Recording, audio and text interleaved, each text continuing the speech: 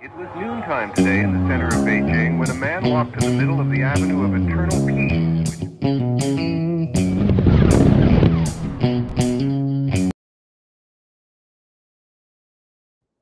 Well, all right. Welcome back to the Survival and Basic Badass podcast, Kevin and Chuck. Well, today we're going to talk about fun things. We're going to talk about medical cures. What do you do when the doctors and the medicine runs out? If there was an apocalyptic event, shit hits the fan. Believe it or not, in the United States, 70% of all drugs come from outside the United States. Mm-hmm. So, with our government trying to irritate every other government, maybe that could end badly. I don't know. Yeah. I mean, I don't know how far that's going to go ultimately, because that drug Ozempic, the one that fat people take and makes them skinny without having to exercise, that comes from outside the United States. Oh, that's going to make rich people upset, right? Now, here's the thing. So first off, I have to point out, not a doctor. Kevin's probably not a doctor. I'm not a doctor either. No? Okay. So we're just telling you interesting ideas that you might want to look into and see if there's anything to it and things you can, figure out. One thing I've learned is that the American Medical Association concerns me a little bit too. You may want to watch some videos on that on the interwebs. Mm-hmm. It turns out there may be more of a get doctors paid and protect the people kind of company than they are to make you healthy. Right. Well, I mean, honestly, at least that's how they started out. In a long time. That's how they started out. Right. I don't know. I do know that they don't really approve natural things. So whenever you see like, garlic isn't known to lower blood pressure because that's not proven by the American medical, because they don't prove natural things. Right. So it's never going to be proven. I'm just saying that's something you might want to look into. But the let's see, I want to be on top of things here. So anyway, they did a census in 2023. They do censuses like every other year or whatever the hell, I don't know. But anyway, I didn't recall this question, but I don't think I filled out a census, so maybe that's why I didn't recall the question. But they asked people, have you had any instances of your prescriptions not being available at the pharmacy in 2023? And 18% of people who answered the census said they couldn't get their prescription in the last month. That's a lot, man. That's a lot. Prescriptions are usually, you get them because you need them. You know what I mean? They think you need that to live. Recommendation from your neighbor. It's a doctor thing, So maybe my point would be just that maybe you want to think of like alternatives and backup plans, right? As preppers, that's one of the big thing is, how do I find a backup? Now, maybe that means, obviously, everything we recommend, you want to say, hey, doctor, I saw these idiots on the internet. They said this. What would you do? You're a professional, right? That would be good. And this is your doctor because you chose him. So therefore, he must be the guy that you think has good information. Just saying. So you would go to him and say, hey, I'm worried that my insulin might not, whatever. Is there any way that I could be on this one that lasts longer and I could keep in the fridge longer, or is there one that, whatever, different things. Could I keep a 90-day supply instead of a 30-day supply? Sometimes that makes it cheaper with your copays. I'm just saying. So different things like that, right? You might want to look into that. Right. Stocking up on medicine is always the way to go, in all cases that it's possible. But like you said, there's some things that just don't last forever. They don't store.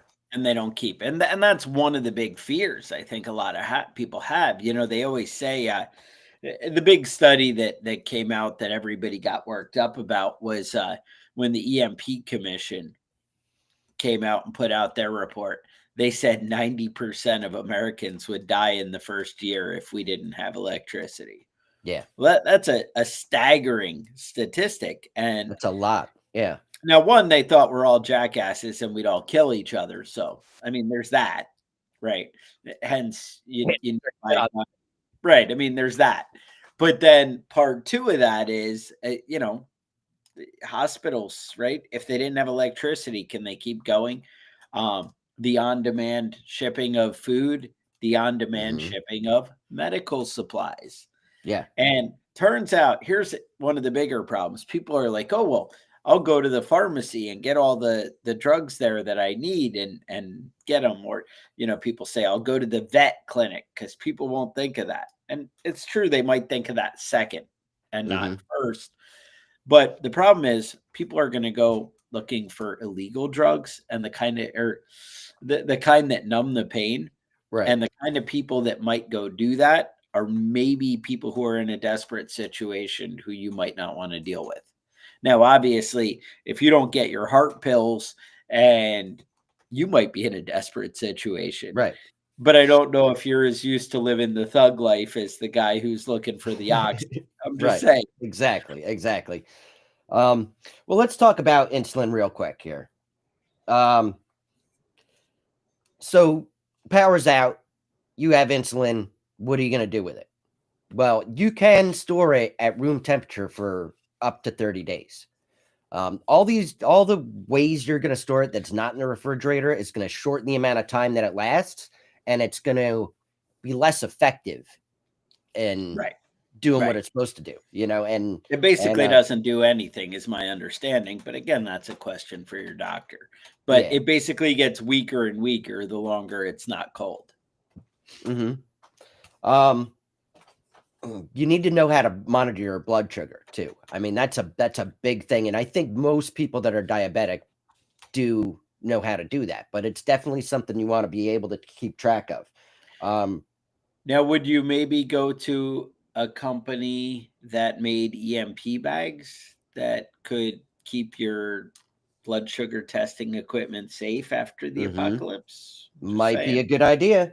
All right. Something to take note of. Now, and you can't freeze insulin. So if it's frozen, it's basically trash, even if it you thaw it out.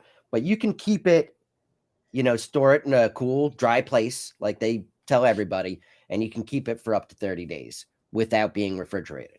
So that's a big deal if you have insulin when the lights go out. But that's why we're talking about keeping a supply of it, as much as possible. Another one that I saw people have issues with is oxygen tanks. Once the oxygen runs out, that's it. A lot of people rely on oxygen.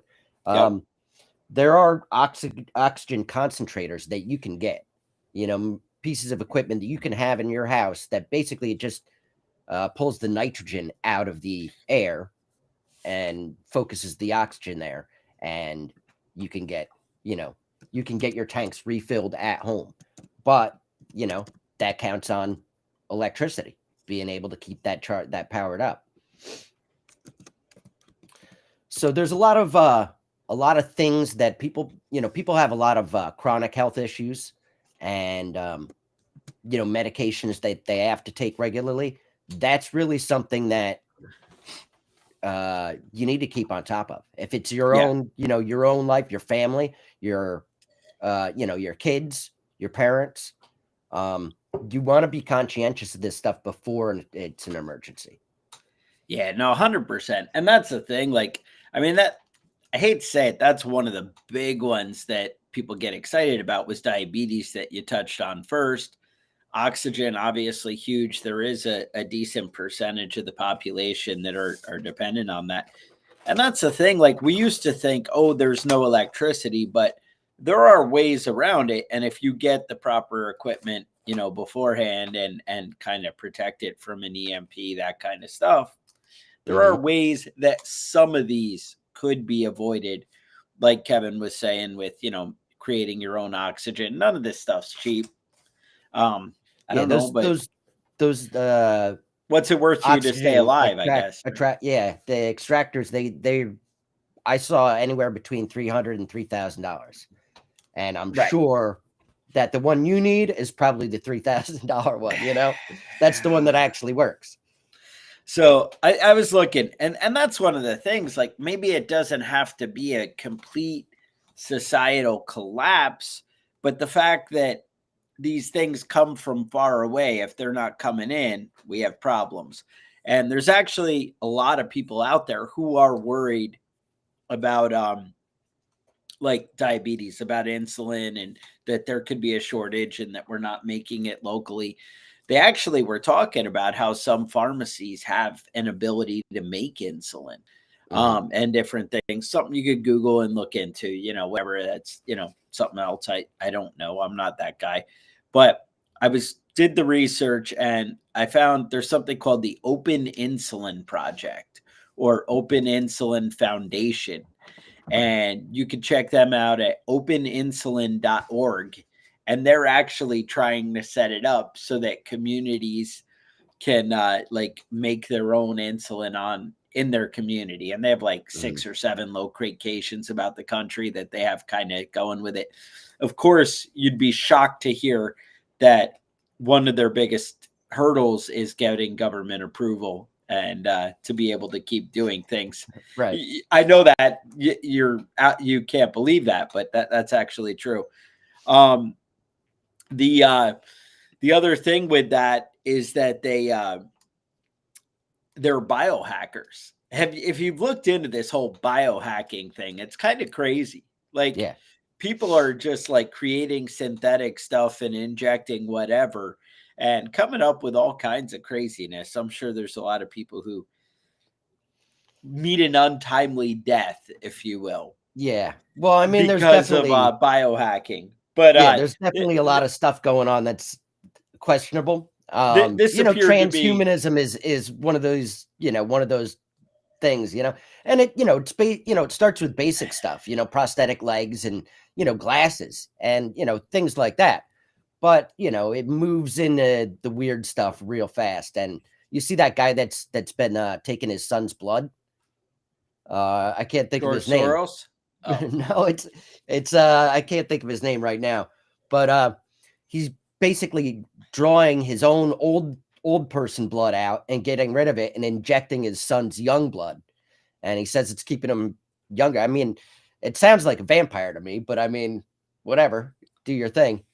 Yep. But it turns out there's some youthful properties that, there's more than one guy out there doing that, they keep their 18-year-old houseboy around to, keep them fresh on the blood, Right. I don't even know that it's always like their son. It's like whatever. Oh, I'll get this young, strapping, young, healthy boy and keep him around. So one of the things way back in the day that I always hear in like the prepper books, they actually used to make insulin, or I don't want to say make, it's acquire insulin from pig pancreases. And that's all, you always see it in the prepper books. And I was like, is that even possible? Like, it's true, but is it it's kind of one of those like quackery kind of things, if you want to be honest. Like, I think they did it, but it didn't really work that well. So that's a thing. So I looked into it and I was like, let's see what we can do. So pig insulin, it's called porcine, porcin.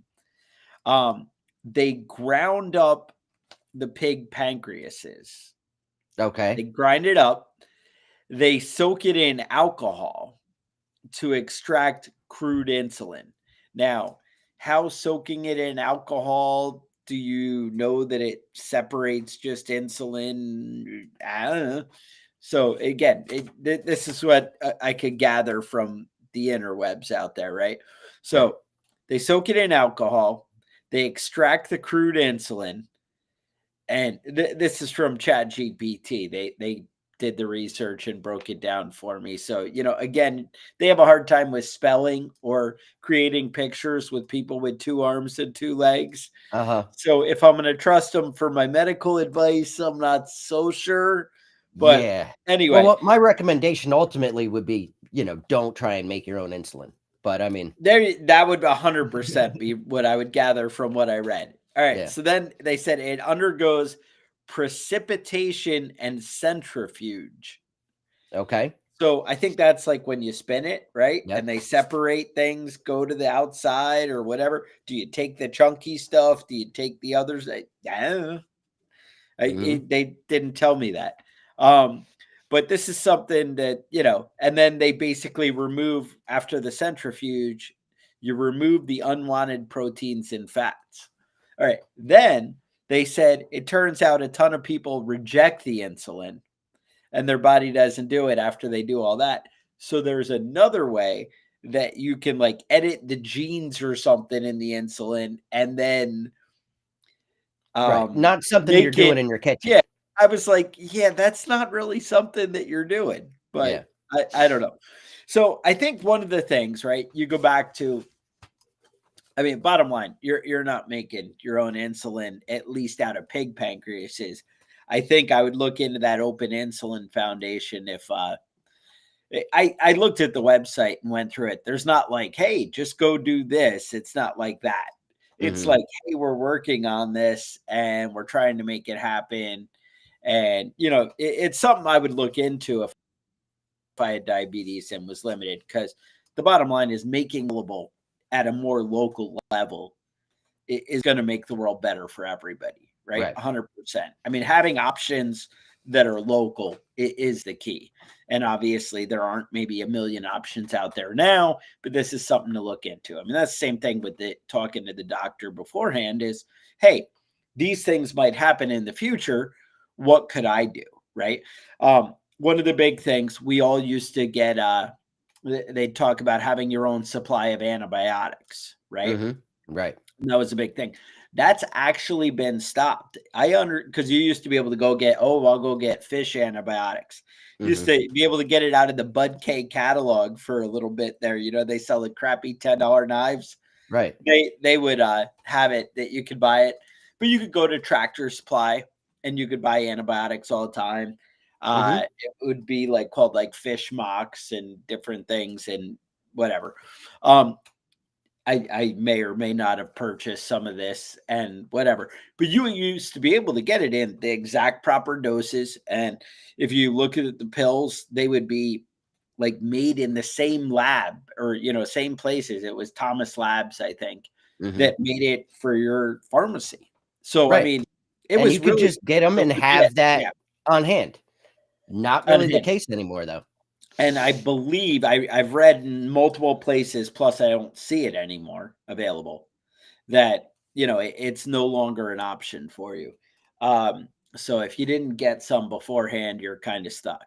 So that said, I know there's a company that Jace Case, they do it where basically they'll have you consult with their doctor. It may even be online or whatever, but basically you're like, hey, this is me. This is what I like to do. And I'm a prepper and I'd like to keep some of this on hand. And they actually have, what is it? Ivermectin is the big one that, people are like, oh, I can treat my own COVID or whatever it is. Yeah, it's supposedly, that's antiviral. Honestly, it was supposed to be good for a lot of things legitimately. And, I don't know about whether it works for COVID. I don't know anybody who had COVID that bad and whatever. I understand lots of people died and I'm just saying, I do not know anybody who had. Right. And you used to have some stories, but go on. It is great for, anti-parasitic, right? It's supposed to help you get rid of the parasites. And honestly, that might be an issue at some point if you're, not able to cook your food properly, if you're not able to refrigerate your food properly, that might be an issue, So having that on hand would not be a bad idea, no matter, where you're coming from. Yeah. Now, that's the thing. So, we actually have a decent sized YouTube audience now, which I'd have to point out. If you guys like and subscribe, it might get bigger and you could be part of the audience. whatever. But I know I reached out to that Jace case, but just last night I thought about it. I was like, oh yeah, I should get an affiliate with them. And they were like, yeah, we'll give you a discount code. And I will try and set it up and put it in the links below it if it works out. But basically they were like, oh, show us your TikTok account and your like Facebook. And I'm like, oh, you mean the 10 people that follow me there? Yeah, that's not going to, because we have a podcast, right? And that's where our audience is. And our, YouTube channel is another big part of our audience. But it's TikTok not TikTok or and whatever. Facebook. I mean, Kevin and I, we don't really have the faces for TikTok. Now, Kevin may be more so than me, but, I don't know. He's a little younger and prettier still. I don't know. But I don't know if that's really true, but we're going to go. Oh, come on. I can't let you have it, Kevin. So anyway, but Jay's case, that was one of the things that I found is you used to be able, dude, you could buy the antibiotics for like $20. You could buy like a big, 90-day supply or whatever. And all these things. And now you go to Jay's case and it's like $299. We can get you a 30-day supply of one of them. And you're like, right. Ooh. So bottom line, once the government steps in to help, it always gets cheaper and easier for you. That's my experience. That's always how it works out. That's always how it works. Now, one of the things that's actually pretty neat, though, is you would be like, well, Chuck, I would have no idea how to prescribe or take antibiotics, which is, to be honest, why you kind of need a prescription. Because I would just randomly take things and not know, oh, I'll take 2 of these and it'll all get better, right? Right. I don't know. And the thing is, it varies depending on the symptoms and the, stuff that you have going on. Right. So again, back to we're not doctors, we're not lawyers, we don't know. But there is a doctor called Joseph Alton, medical doctor, who sells a book that you can buy on Amazon called The Survival Medicine Handbook. All right.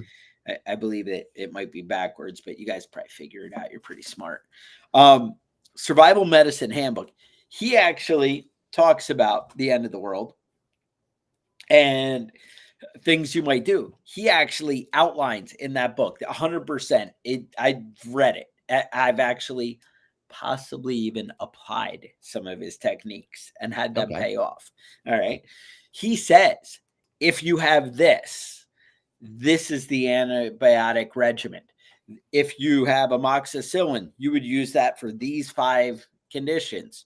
If you have the penicillin one, whatever the different things, he's like, you would use this, for these diseases. This would be the course. It would be this dose. It would be this many days. It would be this. And he lays it all out. So something like that would be very smart to have on hand. Now, if I remember right, this book was like $40. It wasn't cheap. And that is not the only thing he covers. He talks about things that you can do when you're not a doctor, right? He's like, he covers all a doctor's going to say, just take this drug. But what does that mean to you? It doesn't mean anything to me or Kevin when a doctor says, oh, you need, I don't even know any drugs, but a torvastatin, right? That's one I've heard of. So maybe you need that. If I can't go to the drugstore and get a torvastatin, I have no idea where to go from there, right? Right. Or what to do. So this guy says, hey, you take that. This is what you would do if you couldn't get it from the store. You would take this, or maybe it's change your diet and don't eat that anymore, Right. If you don't eat crap, maybe it won't be as bad for you. That's what they keep telling me. Diet and exercise really is probably the only medical advice we should be giving anybody. But eat less, move around more, one of those. Yeah. Yeah. But it's not even like eat less, it's eat less crap, right? Right. If it comes in a sealed plastic bag that doesn't have to be refrigerated, there's probably you should eat less of that. So I don't know. That's my thing. But anyway, this book really is awesome and does cover tons of great stuff in there. And the thing is that's cool in there is he talks about buy these things beforehand because these are the drugs that come up all the time in my treatments. Right. And if you had these things on hand, and obviously they're things that you can buy, right? But he also tells you how you might apply those antibiotics, that kind of thing, and use that. So something to think about. Another book, if you're really a hardcore, and this would be more like you have an EMT, you know an EMT, you know a doctor. There is a book called Emergency War Surgery that came out. It's like for NATO. But they talk about, I'm telling you, that book will tell your nurse friend or your doctor friend how to think outside the box and say, and this is what the government put together and said, hey, this is how you do it when you can't get what you normally get in a hospital. And they're like, pull out the radiator hose and, just use that instead. It's not quite like that, but dude, they're hardcore. And again, if you read through it, you might realize the supplies that you could get beforehand. One of the things I would actually consider is, even if I wasn't an EMT or a nurse or a doctor, which I am not, if I wasn't, but some of my neighbors were, even if they weren't that into prepping or anything, you might want to read some of these books and get some of these supplies, keep them on hand. Or maybe you're part of a mutual assistance group or something like that. Have your medic read these books and keep the supplies on hand. Even if they say, hey, look, our medical budget is kind of a bit much for me. Could we all chip in and get these couple of things? Maybe that's what you do, right? In theory, in my mind, if we're like the mutual assistance group, I might be the armorer guy, and it's my problem to figure out all my expenses to keep guns and things working and whatever. Not that I would buy everybody's gun, but I would handle the maintaining supplies on my end, and then my buddy might be the medic, right? And he would handle the medic supplies, and we all focus and whatever. You decide how your world works, right? But I'm just saying that's something you might want to look into, is everybody covering their end. But I will say those two books, Emergency War Surgery, the NATO Handbook, and the Survival Medicine Handbook, both are absolutely amazing. Now, there is a bunch of books on like apothecary and things like that. There's a bunch of herbal remedy books. There's a bunch with affiliate programs that I could have signed up for and be like, yeah, if you go to my TikTok shop and whatever, I don't know. I don't know about any of those. I know that my wife has a lot of books on herbal remedies, but these are things that you want to start growing some of these plants right now. Right. It's not going to be think about it. Great. It's not going to be great if you have to go out and grow it after you're already sick. Or you can't recognize it, or you don't know. It was funny. I was actually looking up some of the books to see if there was something to talk about. And when I typed in apothecary stuff, it turned out they had like cases you could get on Amazon of the home apothecary first aid kit or whatever. And just like had all the different stuff in there. I don't know. I have no idea what's good. I'm not endorsing anything like that. I'm just saying there were things out there. And these are things, right? If you're worried about this is stuff you should start researching and start jumping into, right? I'm giving you the jumping off point. And that's what we've always done with this podcast is, I can't teach you every single aspect of something. I can't make you a doctor in a 40-minute episode especially when I'm not a doctor myself. I can't teach you everything there is to know, but what I can do is tell you, hey, these are something you need to be thinking about. This is something that's going to be an issue. And, these become real concerns and they're real hard to deal with after. But having a couple of really good books or doing a little research can help you a lot. I will tell you that survival medicine book, you can just kind of look up symptoms and like, hey, this is happening. And this is how you treat those symptoms. And it might be this. and this is what's, and goes on.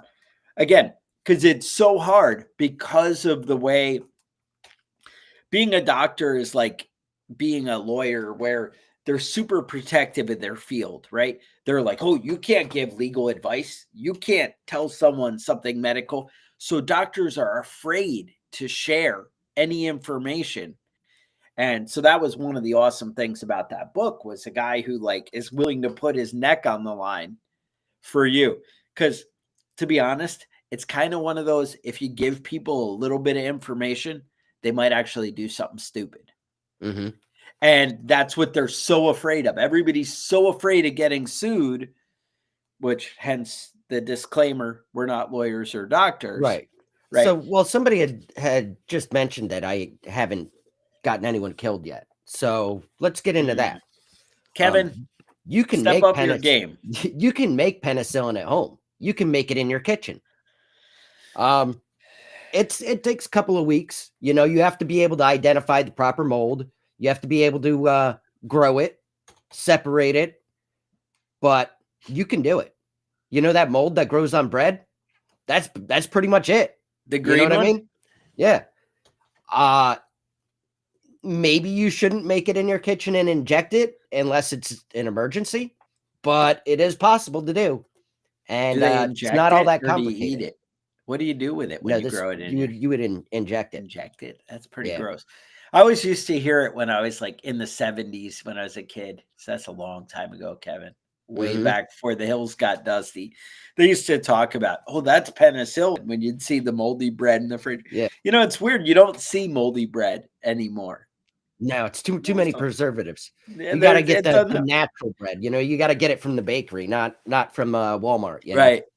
That makes more sense. I don't know. That's concerning. So that's the thing. Like I was like, well, what did everybody die of in the 1900s or, earlier? Right. And I was like, how does it all go wrong for people? What kills people? Now, mind you, you didn't grow up if you had a lot of the conditions that now people can somehow live through. Right. You didn't even make it. Do you remember when we were kids and if somebody caught cancer, that was it. You get the cancer. You're going to die now. Yeah. I think that's still a thing. No, it's not. They're curing a lot of it now. I mean, that is pretty awesome. I don't know. So I looked it up. One of the big thing was TB, right? Doc Holliday, right? That's what we remember. The consumption. Now, so that was airborne and something that you caught, but it was basically malnutrition that, your body would get weak and then you get that. I mean, no. So TB is not malnutrition, but it was malnutrition that allowed your body to catch it. Right. That's what I meant. I didn't mean that it's malnutrition, right? That would be scurvy that, is more like the malnutrition thing. But anyway, but we have everything I'm going to go through here, we actually get a vaccine for. Now, sure, that vaccine is probably filled with mercury and poison and whatever. I don't know. Talk to the new guy, RFK there. Yep, it's all poison. There's lead in there or something. I don't know. I don't know. I have no idea, honestly, what's in there. Babies, but these are all diseases that you don't want to get. So no. Maybe you want to get the vaccines. You want to. That's true. It took out Doc Holliday. He didn't look good with it. So, but he did have that hot chick in that movie that one time. So Big Nose Kate. Yep. So, all right.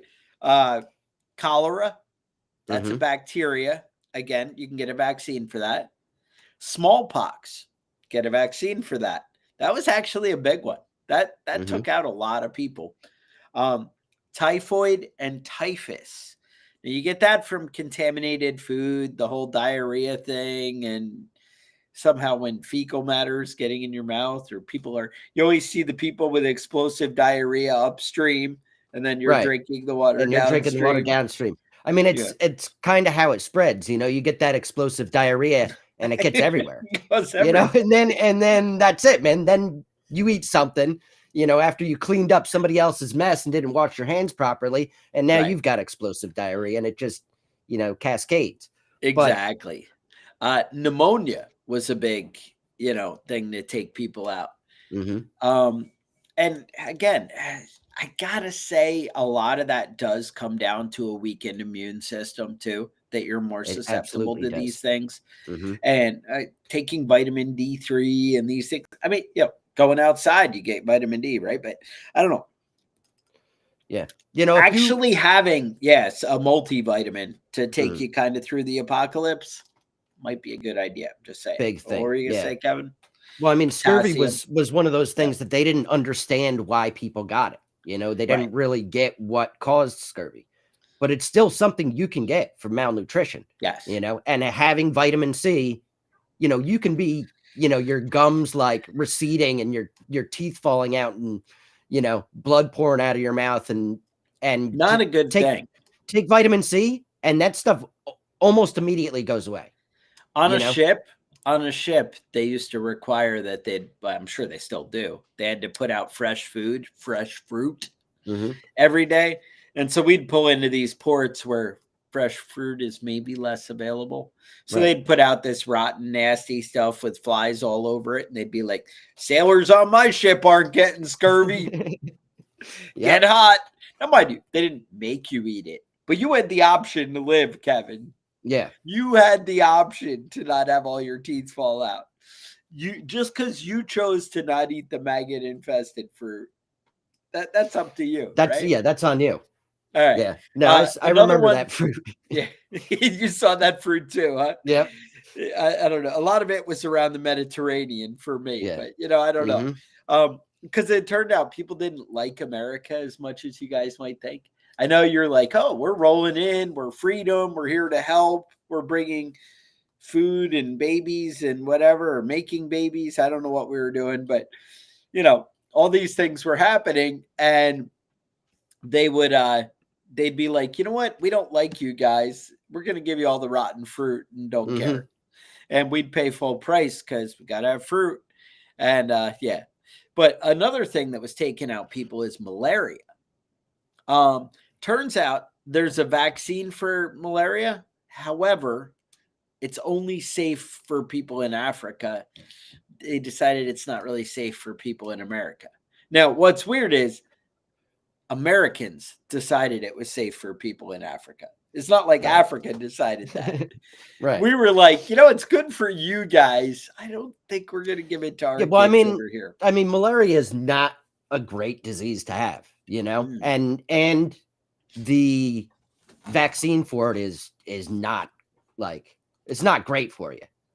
It's better than dying of malaria, but it's not. To be honest, I mean, that's the answer. That's what it comes down to, right? Your likelihood of getting malaria here in our current conditions in the United States is very low. So it's probably not worth getting a really sketchy vaccine.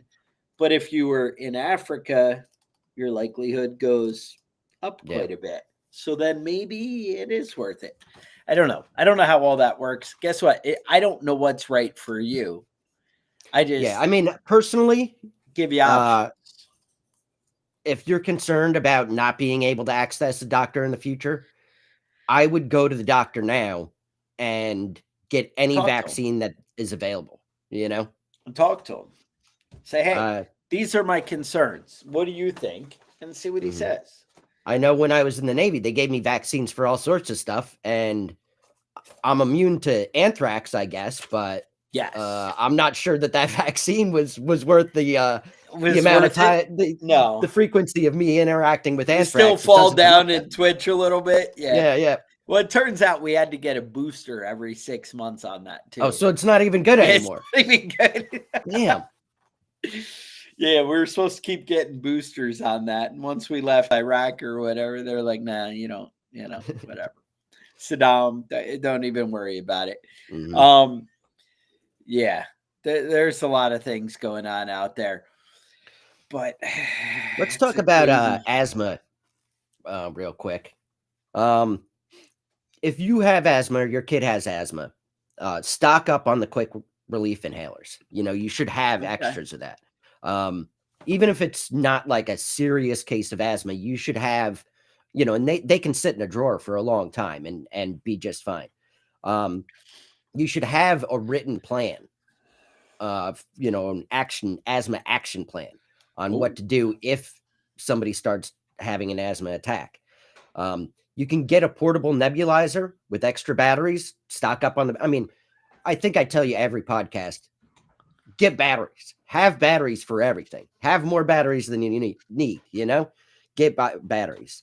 And also keep copies of all your medical documents available. You might not be able to get into a hospital locally, but if you're, bugging out somewhere and you have your documents, you can go to another doctor and, get your prescriptions filled, or at least get a prescription to have filled. Maybe a temporary, whatever. They probably won't give you the oxycodone that you think you need, but they might give you the antibiotics or, whatever. Right. Yeah. So again, think about things. Think about, hey, if I'm super worried, again, it depends what you're worried about preparing for. So if you think an EMP, then maybe like Mission Darkness, and they have the EMP bags that you can put some of this medical equipment, your blood tester, that kind of stuff in there.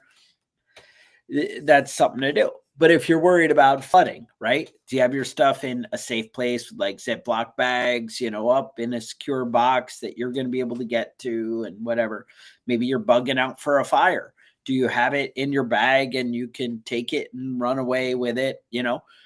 These are the things you need to think about, what's really practical and realistic for your situation. And then apply, the preparation to your situation. And your medical conditions, right? That's the thing. What's going to be important to you. And maybe dig down a little bit on alternatives for your conditions or your loved ones, right? Your family that you care about, that kind of stuff. So that's what I got. Kevin, any more insight that you need to you don't want to kill anybody today? No. That would be appreciated. I think we already took care of that with the penicillin. Penicillin is the trick. There's a lot of natural remedies. There's a lot of natural medicine that actually does work. There's also a lot of natural medicine that doesn't work. I would not try and cure my cancer with crystals, but there's stuff out there and research you can do and plants you can grow and harvest that can be used for certain medical conditions. I wouldn't trust it as much as something I get from a doctor, but in the situation that we're talking about, you might not be able to access a doctor. So that's all I got to say on that. All right. That sounds right. So questions, concerns, any kind of remedies or things people should look into, maybe things that are a little outside the box, maybe a good book. I don't know. Put it in the comments and, let us know what you think. We love hearing, your feedback and, how you can get back to us. You guys have show ideas, thoughts, concerns. I know we put a bunch we talked about in the Prepping Badass group. That's where this one came from. And, hey, think, we're going to go through and figure out lots of good ideas, but you should join the Prepping Badass group and the community. And, hey, then that way you can be part of the discussion and help shape the future. Otherwise, you don't want to do that. Just email us at preppingbadass@gmail.com. We have a website, survivalandbasicbadasspodcast.com, or just preppingbadass.com, I think gets you there. And you can sign up for the email list. And I never send emails, which some people, that's their favorite kind of email list. Right. Like you get an email once a year. But one day, I'm just going to send tons of gun deals. Like every time I find good gun deals, I'm going to start sending out an email. Because you can't do it on Facebook. And how am I going to share with my friends? Like nothing makes me happier than seeing a good gun deal in my email, right? Like it's funny because you get all that email and you're like, delete. Oh, possibly a good gun deal. Let me open that one. Yeah. Oh, and the thing is, you can deal, right? You can present it to your wife instead of saying, "Oh, I just bought a new gun," or "I just spent $500 on ammo." You can say, "You're never gonna guess how much money I saved this," and That's how to do it. Yeah, I can I'll frame it so that they're all like save $1,500 by buying this $700 gun. You know, you'll be in. So I'm just saying, we're gonna keep your options open. And now I really appreciate you guys sticking around. So you're awesome. I will see if I can set something up with Jay's case. If I can't, you shouldn't buy from them because that means that they're no good if they won't give me money. But that's how I interpret things. Right. Who knows? Anyway, with that, stay safe and we'll talk to you guys next week.